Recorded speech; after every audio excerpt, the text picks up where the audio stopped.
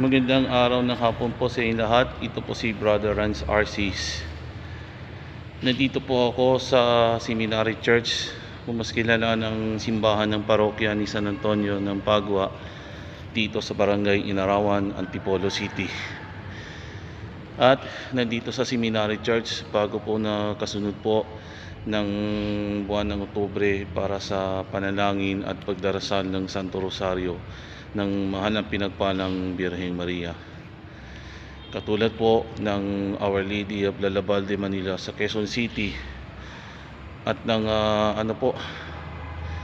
yung Our Lady of the Most Holy Rosary sa Bataan, sa Manawag, Pangasinan, at yung banal ng Santo Rosario sa Orani, Bataan at sa Manawag, Pangasinan, at gabayan natin ng panalangin mo kami para sa iyo. Sa muli, itutuloy natin ang ganang dasalin ng banal na Rosario tuwing October. To God be the glory po.